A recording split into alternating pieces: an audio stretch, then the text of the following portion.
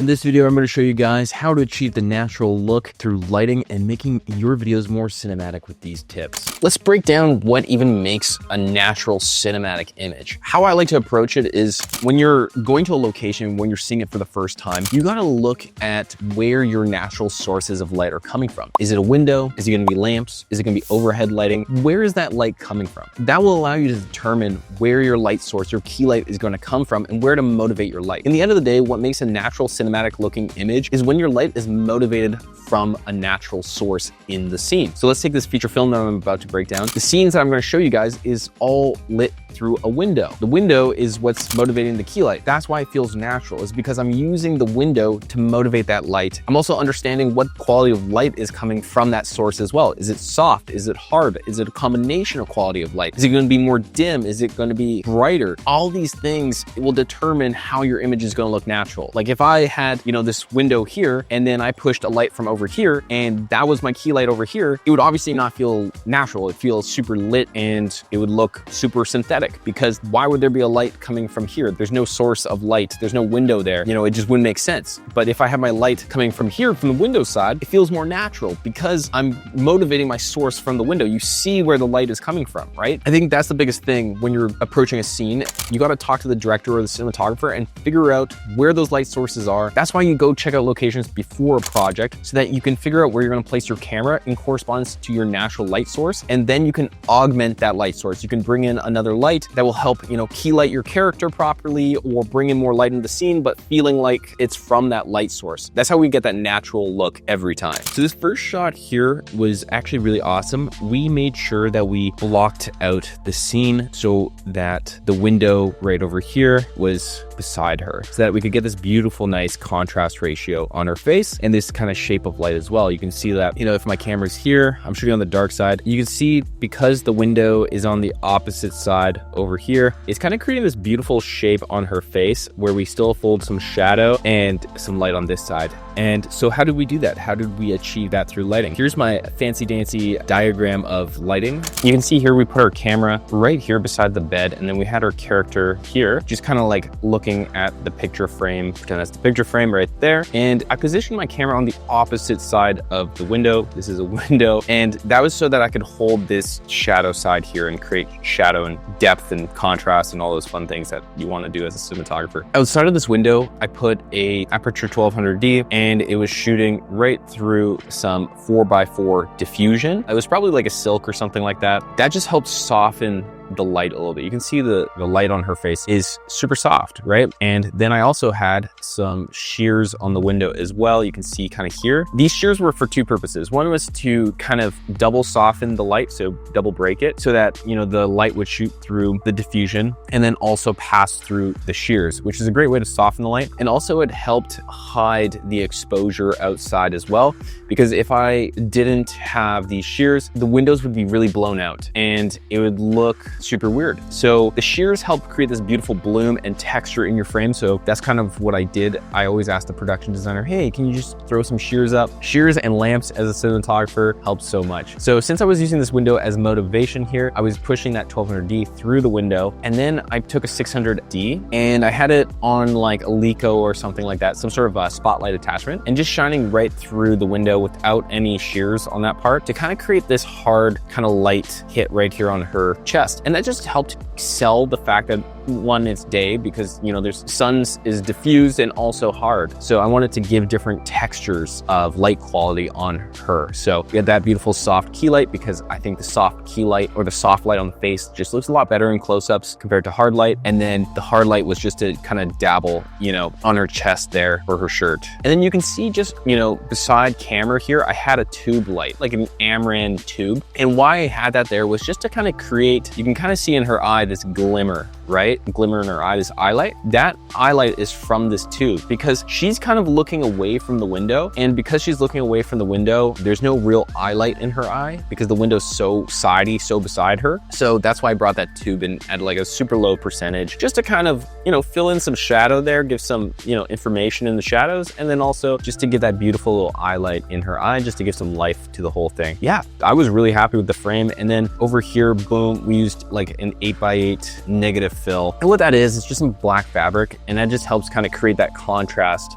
contrast on the face, because the light can't bounce off of it. So you can see the room is all white, right? If I didn't have that there, the light would just bounce off that white wall and fill in her face, and it would be really hard to keep that contrast. And I love to, you know, keep contrast and shadow in the frame, because I feel like that's what gives you the layers and makes it feel like a high quality image. All right, so you can see here, we kind of go into the next close up here, and this is like the reverse of her on the bed, like later on in the scene. So I put my camera again on the shadow side. You can see here, shadow side. I kind of kept the same lighting setup. I had the same lights pushing through the window, but I took the diffusion off, because you can see here, the light is a lot more hard of light, which means like the shadow fall off is a lot more intense, and it doesn't have a nice roll off. That was because I was so profile. I thought it could be kind of fun playing with different textures of light, like playing with the harder light on her face could look really, really nice. And it worked out really nicely. It was really, really great. And you can kind of see here in this behind the scenes, this is kind of the setup. You can see over here, there's the shears, right? You can see our 1200D pushing through that window. And then you can see as I pan the camera here,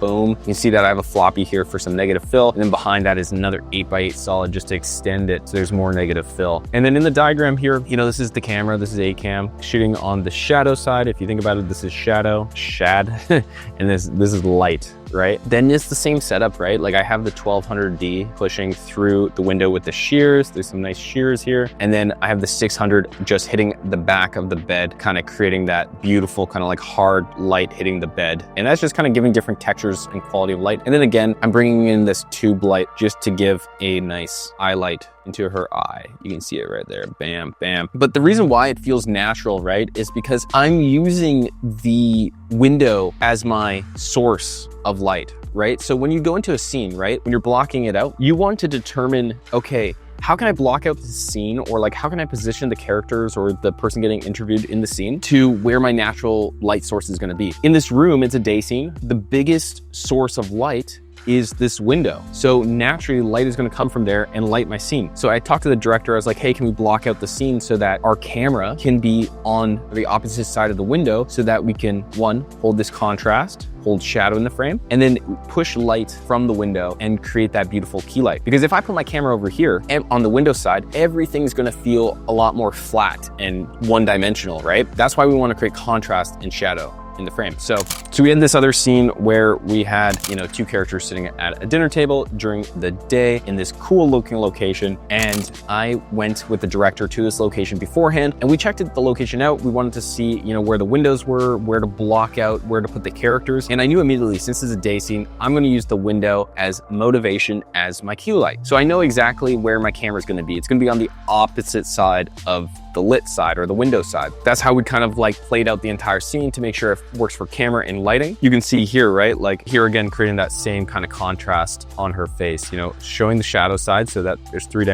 and then pushing light from this way. And I'm going to show you guys how we did that. This is kind of our setup here. And we had this big book light. And what a book light is basically when you bounce a light and then you put diffusion in front of it, and then it's like double soft. It's really great for when you're using Fresnel lights or cob lights, because if you notice when you're shooting that through a diffusion, the source is very tiny. You can see the point of the light, right? And when you see that point of the light, that means the quality of light is going to be a lot harder, because the smaller the source in correspondence to your subject is going to give harder shadows. So you want to make that light spread out more to make it bigger and softer. That's why we do this, is so once it bounces through the diffusion, it now spreads the light out more. And then once we throw a diffusion in front of it, it now softens that extra a little bit there. So that's what we did. We used this 12 by 12. It's like a 12 foot by 12 foot book light. We just pushed two 1200Ds through that. And then you can see we use a 4x4 here. And what we did with that was like, it was just like an Amaran F22 through that just to wrap the light. We wanted to just wrap it into the eyes there. You can see that I have the 12 by 12 here. It's just shooting through that diffusion and through that bounce. I had it a little bit spicier. I call it spicier, but I had it at a higher exposure because I wanted the 4x4, that smaller diffusion frame with that Amaran F22, to wrap around with a softer and lower intensity. I wanted to play with different intensities. And that's what you see with Roger Deakins or anybody that talks about cove lighting, is essentially you're just playing with, you know, different values, like light values. You're starting like hotter at the very back, and then you're wrapping around to a little bit less exposure. It just gives this kind of cool gradient to your key light. And so that's what we kind of played with here. You can see here, here's the booklight again. And we even had like an 8x8 booklight beside the 12x, just to kind of fill in this back area over here, just to give some more exposure. And then through this window over here, you can tell it's nighttime. So we had another 1200D outside shooting through that window, creating that hard slash on the background right here. And I just wanted to play with that hard texture of light so that it would give just that illusion of daylight. If you notice on a really sunny day, when you're in your apartment or in your room or wherever you're at indoors, there will be like tons of hard light throughout your house. And that's kind of what I wanted to recreate to sell that it was day. You don't have to do that, but I do like playing with different qualities of light because I think that's fun and like it gives that more naturalistic look. And you see it a lot with movies. They play around with hard light in the background. It just gives like little highlights in the frame as well. So that's what we did. And then yeah, you can see right here in her eyes, we have that, that's the F22 right there, just catching in her eye. And you can even see in her left eye right there, that is the 12x12. You can see it's really big in there in her eye right over there. So yeah, that was like really cool. And then I think we even had another light in this doorway here, pushing this way. And this is actually the reverse, which we shot first. We had our cameras here. It was this guy first because we knew that we were gonna run out of light for this scene. So we shot towards the windows first. You can see the windows are behind him. And so we knew that would be problematic because we didn't have shears. And that's kind of the fun part about having shears is you can cheat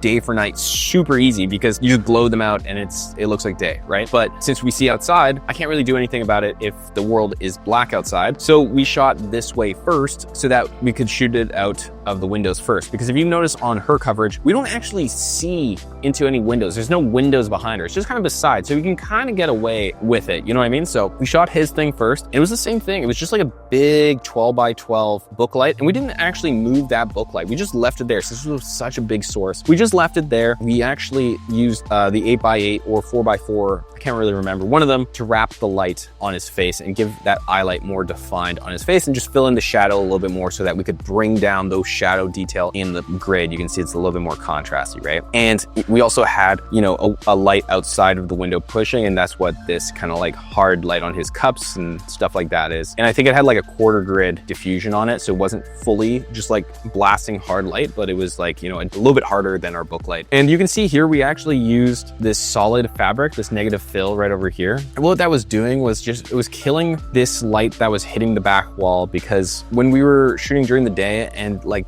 all this light would be spreading around the room, bouncing around, boom, boom, boom, it doesn't look natural because now you start feeling like the light source that we've created on set is inside the building. We want it to feel like it's the window light coming in, right? That's what I'm using as the natural source. That's how I'm making it feel natural in the scene, is using the light source that already pre-exists in the location and is augmenting it to make it look better and work in our scene. That's what I did. I pretended like the window light is our key light. So I brought that big source in since the windows are so big and I want the light to be soft. If the light inside is bouncing around and like filling in the ceiling and bouncing off the walls and things like that, it's going to feel like there's a light source inside. So that's why I use this to control the light and to make sure it just hits the face, hits the table, hits what it needs to hit, and not filling in this background over here. So that was kind of the purpose of that. And sometimes people will even like use a flag or something to kill the light off the top, because look at this, look at how much light is bouncing off that ceiling. But I kind of liked it. I thought it was kind of filling in the top of his hair really nice. If you look there, it's filling in his hair really nice, and it's also falling off onto the tables, which is super cool. And the reason why I was using two 1200Ds